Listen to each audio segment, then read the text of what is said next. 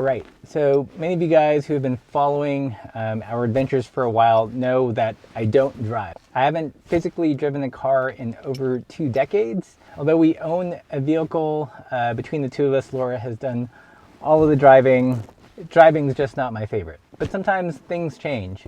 We've announced it on a couple of different social media outlets, but if you're not aware, Laura has been diagnosed with breast cancer, and I've got to drive again. She's in it for a couple months, lots of medical appointments, chemotherapy, all that stuff. And there's just no way that she's gonna be able to drive herself all the time. So being someone that used to drive over 2 decades ago and is just driving again, I thought I would vlog my first drive. So let's get going.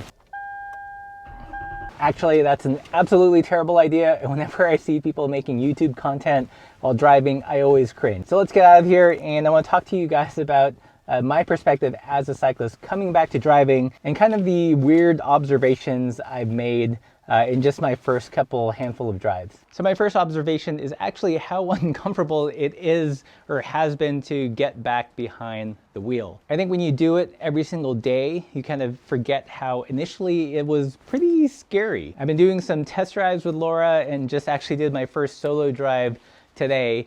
And the whole experience has kind of reminded me of smoking, oddly enough. For those of you that smoke or ex-smokers, you know that sensation the first couple of times you puff on a cigarette. Before you get addicted, before you get acclimated, it's actually kind of painful and you have to work to like it. I'm having a similar response to driving. I understand it's very useful and sometimes necessary, like in this case, but the first few drives getting back behind the wheel have been really unpleasant. I think part of it is speed. You're just naturally going faster. There's all this sensory overload, and it's a lot to take in. Completely unnatural, and I think something people forget after they drive all the time and are just acclimated. But these first few drives, absolutely terrifying. Another interesting observation is how much society actually wants you to drive. I think if you look up the Arizona driver's license, when you get one, it doesn't actually expire until you're 65.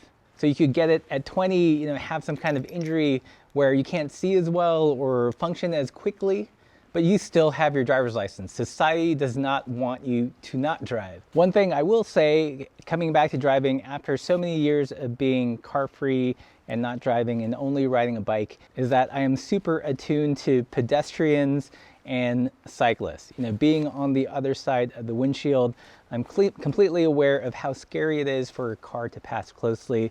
So I'm super cognizant. We'll cross the center divider to pass a cyclist or a runner because I know how they feel. And I sort of wish that every driver had this experience of being passed too closely, almost being run off, and take that experience with them when they drive.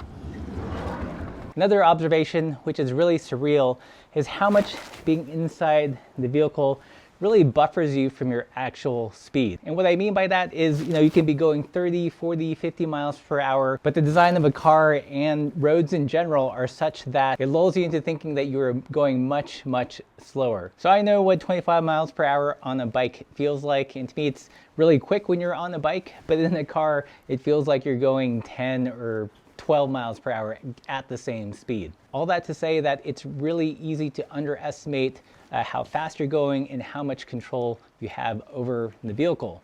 If you want to read a fascinating book, you should definitely check out the book Traffic by Tom Vanderbilt. He talks about everything from how curbs are radiused and lines are spaced on the freeway and the highway to slow that perception of speed. One good example is lines on the freeway are actually painted really long, because if they were short and you were going 50 miles per hour, it would be really jarring. So they paint them extra long to make you feel like you're going a lot slower. Super fascinating stuff, interesting book to read.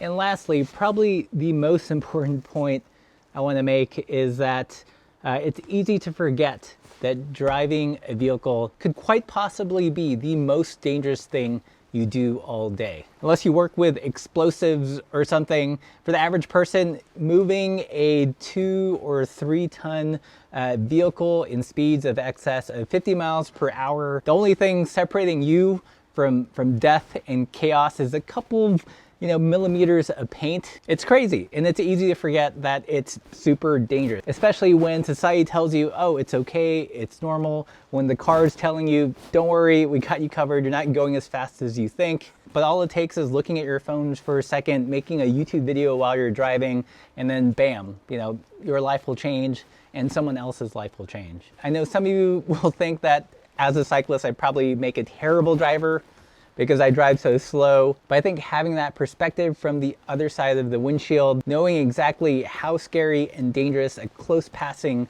2-ton vehicle zipping past by you with inches to spare will actually make me a pretty dang good driver. We were running errands downtown just last week in downtown Missoula here, and this woman just ran over a pedestrian who had the complete right of way. It was absolutely horrifying to see what was about to happen, then see it happen and be able to do nothing. But fortunately, my friends, every time we sit behind the wheel, we have that choice to not be a dick on the road. And I do want to emphasize that. In the handful of drives I've done, I've had to pass cyclists. Yes, I slow down. Yes, it is a little bit of an inconvenience. You do have to take your foot off the gas pedal for just a second, but you have that choice. You have that choice every time you drive a car to either be a courteous user with someone else on the road or be a dick. So I urge you, if you can, I know it's hard, don't be a dick. And yes, I have for real bought some student driver magnets to put them on the car and hopefully get some grace from my fellow drivers. Because although I have driven before, I feel like I am relearning to be a better driver than I was, 2 decades ago, and also hoping people cut me some slack because I am following the speed limit. And it's amazing how much people don't actually want you to follow traffic laws when you're in a car. So that's it for this video. I know it's a little bit different from just pure bike talk, but it is bike related. And I want to give a big thanks to everyone that's been sending their thoughts, their prayers, buying stickers and patches, helping us out in this really challenging moment. Tough journey. I think we'll get through it okay. Laura's prognosis is good. It's just going to be a slog. Until next time, guys, keep the supple side down.